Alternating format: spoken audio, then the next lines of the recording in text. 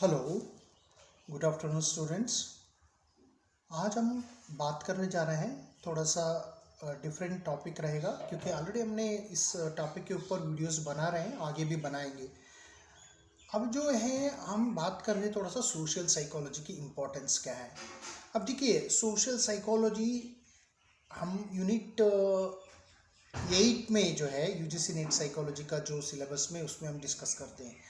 और इसमें जो आजकल क्या हो रहा है, ट्रेंड जो बढ़ते जा रहे हैं सोशल साइकोलॉजी के जरिए जो क्वेश्चंस पूछा जा रहा है, उसके लिए रीजंस बहुत है। जैसे हम लोग अप्लाइड सोशल साइकोलॉजी बोलते हैं कि सोशल साइकोलॉजी का मतलब ये होता है हमने सोसाइटी में जो भी कुछ हम डिस्कस करते हैं वो कहीं ना कहीं साइकोलॉजी का कंपोनेंट में सोशल साइकोलॉजी से जुड़ता है। जो भी कुछ आप एरिया ले सकते हैं, जैसे ऑर्गेनाइजेशन साइकोलॉजी ले लीजिएगा, वहाँ पे ग्रुप के बारे में बात करती है, वो भी हम बहुत बात करते हैं। वो भी क्या होती है, वो कहीं ना कहीं परसेप्शंस ग्रुप के बारे में बताती है। अगर हमने कॉग्निटिव साइकोलॉजी की बात करें तो कॉग्निटिव साइकोलॉजी क्या होती है, वो तो कहीं ना कहीं सोशल परसेप्शन से रिलेटेड है। जब तक हम सोशल परसेप्शन को नहीं समझ पाएंगे तब तक हम कॉग्निटिव को बेसिक नहीं समझ पाएंगे। वैसे तो हम लोग कॉग्निशंस क्या होते हैं हम लोग समझते हैं, जैसे कि उसी कॉग्निशन को हम सोशल कंटेक्स्ट में देखना है, सोशल कंटेक्स्ट में समझना है। तो वो चीज़ जैसे कि लैंग्वेज एक्विजिशन होता है, तो लैंग्वेज एक्विजिशन होता क्या है कि कोई भी हमने कोई सुन के कोई लैंग्वेज नहीं सीखते, उसको एनालाइज करते हैं, उस सोशल कंटेक्स्ट में हम लोग लर्निंग करते हैं। कोई भी बच्चा अगर लैंग्वेज सीखते हैं तो वो कैसे करते हैं, सोशल कंटेक्स्ट में सीखते हैं। तो इसीलिए मैं आप लोगों को यही बताना चाह रहा हूँ कि जो आप लोगों में ऐसी जो भी पढ़ाई कर रहे हैं आप लोग, पहले तो सोशल साइकोलॉजी को ज़्यादा जोर देना पड़ेगा और कोशिश कर लीजिएगा जो भी आप पढ़ाई कर रहे हैं उसको आप सोसाइटी से रिलेट कर ले। जैसे कोई कॉग्निटिव साइकोलॉजी हो गया, और कोई जैसे परसेप्शन भी ले लीजिएगा। परसेप्शन क्या होती है, परसेप्शन जो है कहीं ना कहीं हमने सोशल कंटेक्स्ट में लेते हैं, सोशल परसेप्शन बोलते हैं। और उसके अलावा क्या है, जैसे कि हम कॉन्फ्लिक्ट के बारे में समझते हैं। कॉन्फ्लिक्ट क्या होती है, कॉन्फ्लिक्ट एक बहुत ही इंपॉर्टेंट है। अगेन ग्रुप में हम स्टडी करते हैं कॉन्फ्लिक्ट को। ये छोटा से लेके छोटा ग्रुप का कॉन्फ्लिक्ट लेके बड़े बड़े ग्रुप्स का कॉन्फ्लिक्ट भी हम लोग स्टडी करते हैं, ठीक है ना। तो उसके अलावा आप सोशल इन्फ्लुएंस के बारे में ही बात करें कि सोशल इन्फ्लुएंस हमारा डे टू डे लाइफ में चलता है। जैसे different types of social influence की हमने बात किया है। कन्फर्मिटी हो गया और आपका कंप्लायंस हो गया, कन्फर्मिटी हो गया और कंप्लायंस हो गया, और उसके साथ साथ हमारा क्या हो गया, ओबीडियंस हो गया। ये सारे क्या है, ये बहुत ही इंपॉर्टेंट है। हम लोगों को नहीं पता लगता है कि अगर हमने स्टडी किया और थोड़ा सा अप्लाई करना शुरू कर दिया, थोड़ी सी उसके बारे में डिस्कशंस होती है, तब हम समझते हैं। तो कहीं ना कहीं इस चीज़ को हमने ध्यान रख के जाना पड़ेगा कि क्यों एग्जामिनर्स ज़्यादा सोशल साइकोलॉजी से क्वेश्चन पूछा जा रहा है। और अभी रिसेंट ट्रेंड की अगर हम बात करें, अराउंड 20 से लेके 25 तक जो क्वेश्चंस जो आ रहे हैं वो कहीं ना कहीं सोशल साइकोलॉजी में आ रही है। जैसे कि रिसेंटली जो क्वेश्चन बार बार पूछता है कि डिफ्यूजन ऑफ रिस्पॉन्सिबिलिटी की जो क्वेश्चंस आया है, और सोशल सपोर्ट के बारे में आपको क्वेश्चंस आती है। आई विटनेस के बारे में आपकी क्वेश्चंस आती है। आई विटनेस जो होती है उसके रिलेटेड जो है आपका मेमोरी जो होती है उसके रिलेटेड जो क्वेश्चंस आती हैं। आई विटनेस एक इम्पॉर्टेंट होती है। और प्रो सोशल बिहेवियर के बारे में भी क्वेश्चंस आते हैं।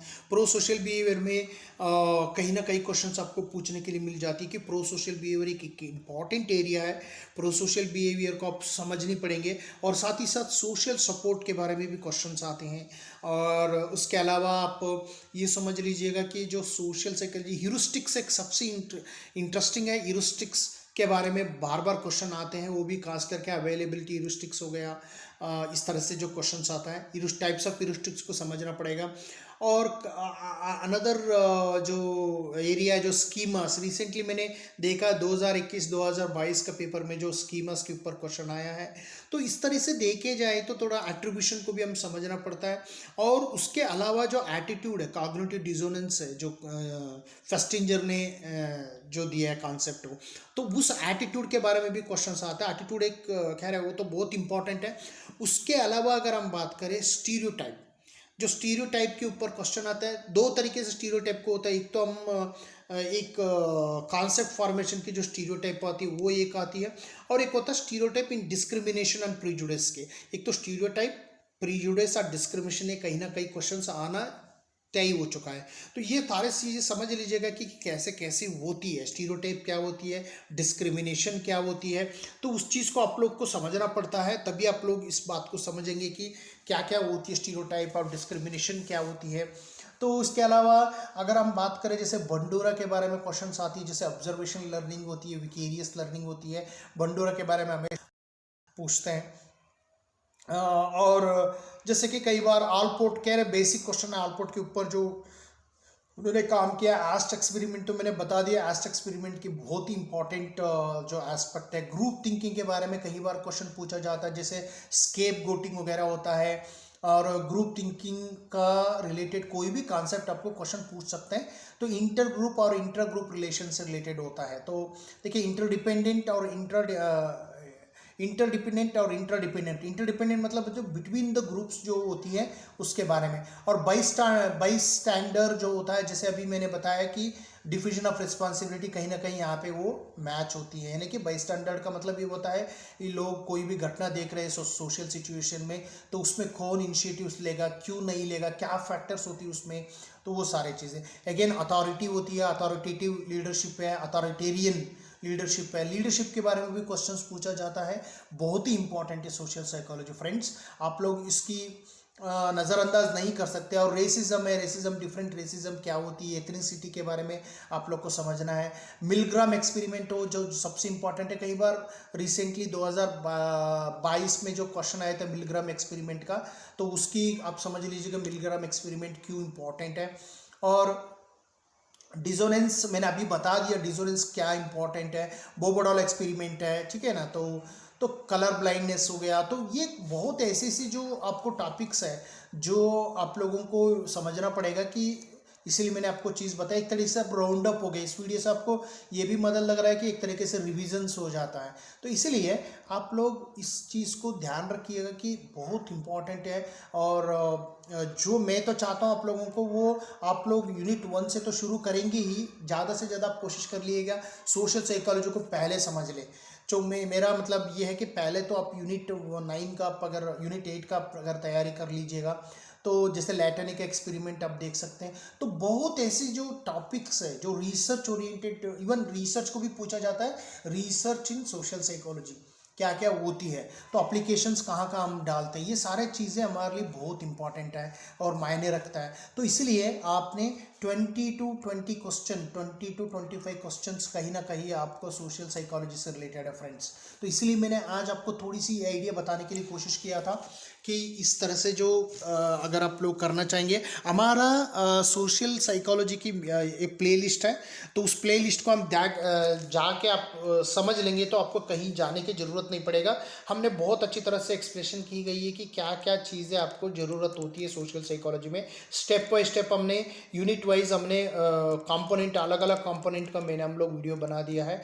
तो आप लोग इसमें पढ़ सकते हो, समझ सकते हो, जो जो टॉपिक्स आपके लिए रिलेवेंट होगा उस चीज़ के लिए हमने बना दिया फ्रेंड्स। तो आप लोग सिर्फ करना इतना है कि आप लोग उस वीडियो को देख ले ध्यान से, 1 by 1 अगर आप ध्यान से देखोगे तो आप लोग को कौन सा एरिया को कवर करना होगा, टॉपिक कौन सा एरिया जो आपकी बहुत ही इंपॉर्टेंट है, वो चीज़ उसमें खास करके हम लोग उस चीज़ के लिए ध्यान दिया है जो सबसे इम्पॉर्टेंट होती है। तो इसलिए आप लोग जाइएगा और उसमें जाके जो आप लोग समझ लीजिएगा कि क्या क्या चीज़ें होती है।